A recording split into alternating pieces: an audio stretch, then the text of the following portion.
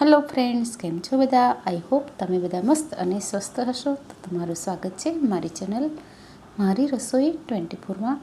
તો આજે મેં સમોસા બનાવ્યા છે, પણ એકદમ નાની સાઈઝના, મતલબ કે મિની સમોસા બનાવ્યા છે, જે આલુ અને મટરના મસાલામાંથી બને છે. તો એ 3થી 4 ટેબલસ્પૂન જેટલા વટાણા, આદુ મરચાંની પેસ્ટ લીધી છે, 2 થી 3 મેં બટાકા લીધા છે, અને અહીં મેં કોથમીર અને થોડાક ફુદીનાના પાન લીધા છે. તો અહીં મેં વટાણા છે એકદમ ફ્રોઝન લીધા છે. તો અહીં આપણે એનો મસાલો બનાવીશું. તેના માટે 1 ચમચા જેટલું મેં તેલ લીધું છે.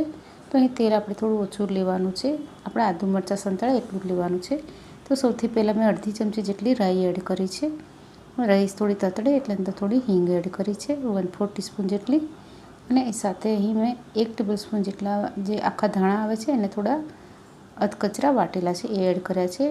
એ સાથે અહીં નાની ચમચી મસાલાને એટલું જીરું અને એટલી અડધી ચમચી જેટલું મેં અહીં વલિયારી લીધી છે, અને એને સરસ રીતે આપણે થોડું સાંતળીશું. તો એ ગેસની ફ્લેમ આપણે થોડી સ્લો રાખવાની છે. આ સાથે આદુ મરચાંની પેસ્ટ એડ કરીશું. તો અહીં 2 થી 3 તીખા લીલા મરચાં અને 1 ઇંચ જેટલો આદુનો ટુકડો મેં લીધેલો છે. અને હવે આપણે અંદર વટાણા એડ કરી દઈશું. તો અહીં ફ્રોઝન વટાણા છે એટલે એને બહુ ચડાવવાની જરૂર નથી. તો હવે અંદર મેં 1/4 ટીસ્પૂન જેટલી હળદર એડ કરી છે, અને હવે આપણે જે બટાકા છે એને પણ અંદર એડ કરી દીધા છે. તો બટાકા છે એને એકદમ પાણીની અંદર નથી બાફવાના, આપણે પાણીની ઉપર કોઈ સ્ટેન્ડ મૂકીને એ રીતે બાફવાના છે, વરાળથી બાફવાના, જેથી એમાં મોઇશ્ચરનું પ્રમાણ થોડું ઓછું હોય, ને તો તમને વધારે આપણે એને ટાઈમ લાગશે અહીં મસાલો બનાવતી વખતે, કેમ કે આપણે બને એટલો ડ્રાય મસાલો કરવાનો છે. તો અહીં આપણે સારી રીતે હલાવતા જઈશું એટલે બધી જ વસ્તુ અંદર સારી રીતે મિક્સ થાય.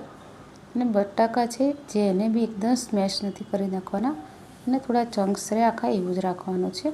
તો અહીં મેં 1 ચમચી જેટલું મેં અહીં આમચૂર પાવડર, 1 ચમચી ચાટ મસાલો, અડધી ચમચી મેં જીરું પાવડર લીધું છે, શેકેલા જીરાનો પાવડર, અને અડધી ચમચી મેં સંચળ પાવડર લીધો છે. અને એ સાથે થોડું આપણે મીઠું પણ એડ કરીશું, અને આ મેં ગરમ મસાલો લીધો છે અડધી ચમચી. તો બધી જ વસ્તુને સારી રીતે આપણે મિક્સ કરી લઈશું. અને તમને જ્યારે આપણે મસાલો બની જાય પછી તમારે એકવાર ટેસ્ટ કરી જોવાનો, અને જો તમને કોઈ પણ મસાલો ઓછો લાગે તો તમારે એડ કરી દેવાનો. અને લાસ્ટમાં અહીં મેં અડધી ચમચી જેટલું કાશ્મીરી લાલ મરચું એડ કર્યું છે. અને આપણે સારી રીતે બધો જ મસાલો આપણે મિક્સ કરીશું. તો અહીં આમચૂર પાવડર એડ કરવાનો, જેથી થોડું એમાં જે મોઇશ્ચર હશે મસાલાનો એને એ શોષી લેશે, અને આપણો મસાલો ડ્રાય બનશે. તો અહીં લીંબુ તમારે એડ કરવું હોય તો કરી શકાય છે, પણ લીંબુ કરતાં આમચૂર પાવડર ને ચાટ મસાલો હશે તો વધારે ટેસ્ટ પણ સારો આવશે, અને સારી રીતે એ મોઇશ્ચરને દૂર પણ કરશે. તો આ રીતે આપણે સરસ હલાવીને આપણો મસાલો લગભગ બની જ ગયો છે. તમે જોઈ રહ્યા છો એ પેન છોડી રહ્યો છે, મતલબ મોઇશ્ચર એકદમ અંદર રહ્યું જ નથી, ડ્રાય એકદમ થઈ ગયો છે આપણો મસાલો. તો હવે લાસ્ટમાં આપણે જે કોથમીર અને ફુદીનો છે એને અંદર એડ કરી દઈશું. તો આ મસાલો ખૂબ જ ટેસ્ટી લાગે છે, અને આ સ્ટેજ પર તમારે થોડો ટેસ્ટ કરી લેવાનો મસાલાનો, અને જે ખૂટતી વસ્તુ લાગે તમને જે બી ઓછું લાગે એને તમારે અંદર એડ કરી દેવાનું. અને આ મસાલાને આપણે ઠંડો કરીશું. તો આપણો મસાલો ઠંડો થાય પછી જ આપણે સમોસા બનાવીશું એમાંથી. તો આ રીતે તમે જોઈ રહ્યા છો એકદમ ડ્રાય આપણો મસાલો બનીને રેડી થયો છે. તો ફ્રેન્ડ્સ, તમે જો મારી ચેનલ પર ફર્સ્ટ ટાઈમ આવ્યા હોય તો તમને જો મારી રેસીપી સારી લાગતી હોય તો મારી ચેનલને લાઈક, શેર અને સબસ્ક્રાઈબ કરજો પ્લીઝ. તો હવે આપણે જે એનો લોટ બાંધવાનો છે એ બનાવીશું. તો અહીં મેં ઘઉંનો લોટ લીધો છે. તો મેં અહીં 1.5 કપ જેટલો ઘઉંનો લોટ લીધો છે, જે આપણે રોટલીનો લોટ હોય છે એ, અને અડધો કપ જેટલું મેં અહીં સોજી લીધી છે. તો સોજી લેવાથી જે આપણા સમોસા છે એકદમ ક્રિસ્પી બનશે. અને થોડું સ્વાદ પ્રમાણે મીઠું, અને થોડું અડધી ચમચી જેટલો મેં અહીં અજમો લીધો છે, અને એને સારી રીતે હથેળીથી આ રીતે મસળીને ક્રશ કરીને અંદર એડ કરીશું. અને હવે આપણે જે એની અંદર મોવણ લેવાનું છે, મોવણ કરવાનું છે, એના માટે અહીં મેં 2 ચમચી જેટલું ચોખ્ખું ઘી લીધું છે, અને 2 ચમચી આપણે તેલ લઈશું, અને એકદમ એને ગરમ કરીશું.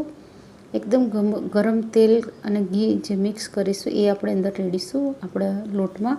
તો જે આપણા સમોસાનું પડ છે એકદમ ક્રિસ્પી બનશે અને ફરસું બનશે.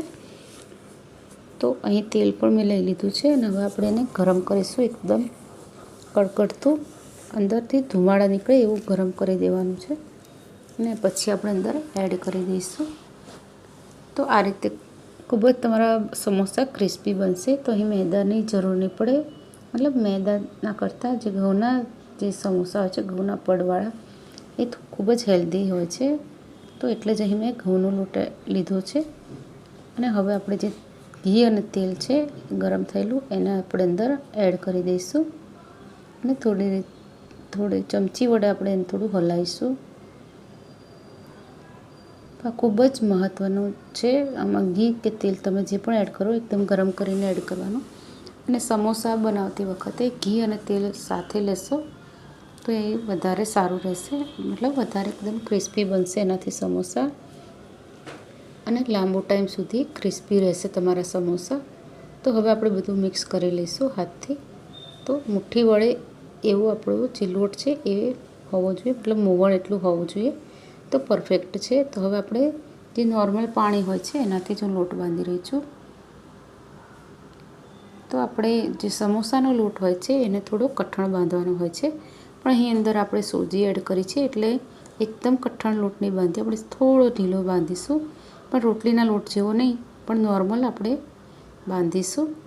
કેમ કે એને આપણે થોડી વાર મૂકી દઈશું 10 મિનિટ, તો જે સોજી છે એ પાણીને શોષી લેશે તો એકદમ ડ્રાય બની જશે. એટલે થોડો આપણે ઢીલો લોટ બાંધીશું. તો આપણો મસાલો પણ એકદમ ઠંડો થઈને રેડી છે અને લોટ પણ આપણો સરસ રીતે સેટ થઈ ગયો છે.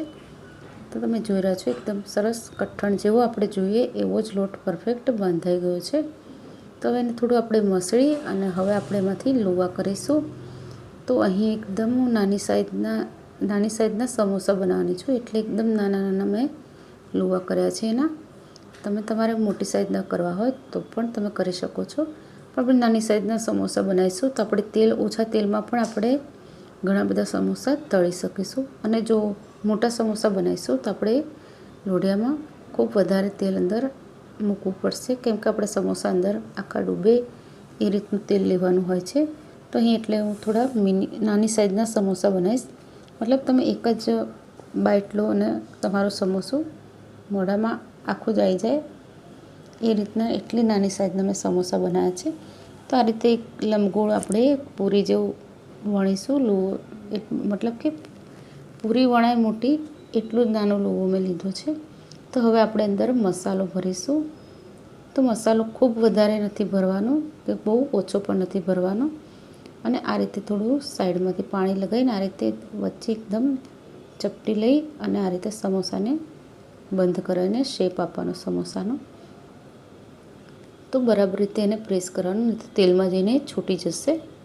તો આ રીતે તમે જોઈ રહ્યા છો એકદમ નાની સાઈઝના આપણા સમોસા બનીને રેડી છે. તો હવે બધા જ સમોસાને આ રીતે આપણે બનાવીશું. તો તમે આ રીતે કરશો તો ખૂબ જ ઇઝી રહેશે અને ખૂબ ઝડપથી બની પણ જશે. અને તમારે સૌથી પહેલાં એવું હોય તો અંદર એક વટાણું અંદર પહેલાં નાખી દેવાનું, એટલે એનો શેપ એકદમ પરફેક્ટ રહે સમોસાનો. તો આ રીતે હવે આપણે આજુબાજુ પાણી લગાવી અને આ રીતે વચ્ચે એક ચપટી લગાવીને આપણે સમોસાને બંધ કરી દઈશું. તો આ રીતે સરસ રીતે બેસી જાય છે એવું આપણા સમોસા બનવા જોઈએ. તો ખૂબ જ સરસ દેખાય છે અને ટેસ્ટમાં તો ખૂબ જ સરસ બન્યા હતા. જો કે પહેલી વાર જ બનાવ્યા તો બી એટલે સરસ બન્યા છે મારા સમોસા.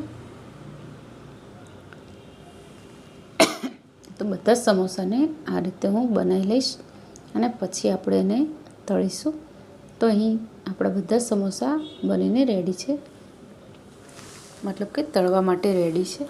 તો તમે જોઈ રહ્યા છો એ બધા સમોસા એક જ સાઈઝના છે અને એકદમ નાની સાઈઝના છે. તમે એક જ બટકામાં આખું સમોસું ખાઈ શકો એટલા નાના સમોસા મેં બનાવ્યા છે. તો હવે આપણે એને તળી લઈશું.